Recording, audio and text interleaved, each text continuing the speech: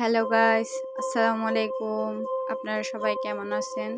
আমার চ্যানেলে সবাইকে স্বাগতম। আশা করি আপনারা সবাই ভালো আছেন। আজকে আপনাদেরকে দেখাবো পাকিস্তানি লেয়ার মুরগির একটি রেসিপি। এখানে আমি কিছু মুরগি ধুয়ে নিলাম, এরপর কিছু আলু এবং এখন মশলাটা রেডি করে নিব। আমি মুরগির 8 পিস হাড্ডি এবং মাংস মিক্স করে নিলাম। এর জন্য পরিমিত মশলা নিয়ে নিব। প্রথমে দিয়ে দিব পেঁয়াজ বাটা, পরিমাণ মতো পেঁয়াজ বাটা দিয়ে এখানে দিয়ে দিব আদা এবং রসুন বাটা একসাথে। আদা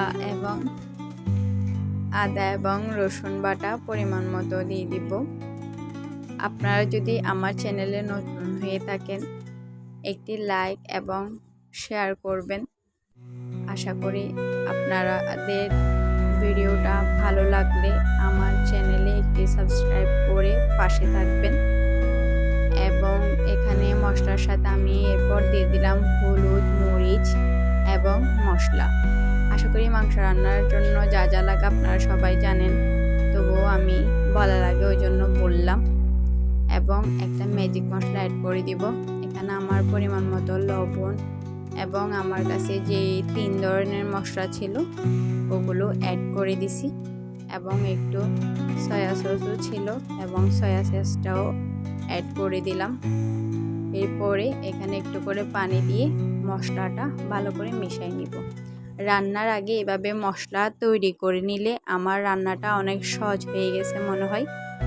ওই জন্য আমি মশলাটা আগে রেডি করে নিই। এরপর চুলায় একটা কড়াইয়া বসাই দিয়ে আমি মশলাগুলো দিয়ে তেল তুলে নিলাম। এরপরে মাংসটা অ্যাড করে দিলাম। যেহেতু পাকিস্তানি লেয়ার মুরগি, এই মুরগির হাড়গুলো শক্ত হয় দেশি মুরগির মতো, এই জন্য এটা ভালো করে কষিয়ে একটু পানি দিয়ে আমি এটাকে ভালো করে নেড়ে চেড়ে ভালো করে সিদ্ধ করে নিব। আপনারা তো সবাই জানেন দেশি মুরগির হাড়গুলো শক্ত হয়।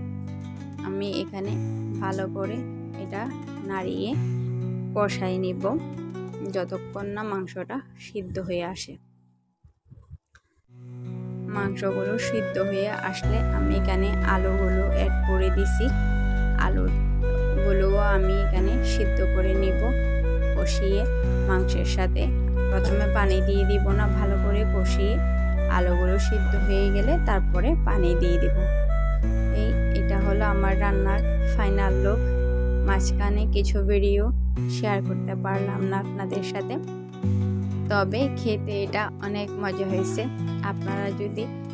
আপনাদের যদি আমার চ্যানেলের ভিডিওটা ভালো লেগে থাকে অবশ্যই আমার চ্যানেলে রেগুলার ভিডিও দেখার জন্য বেল বাটনটি ক্লিক করে দিবেন, যেন আপনাদের কাছে নোটিফিকেশনটা চলে যায়।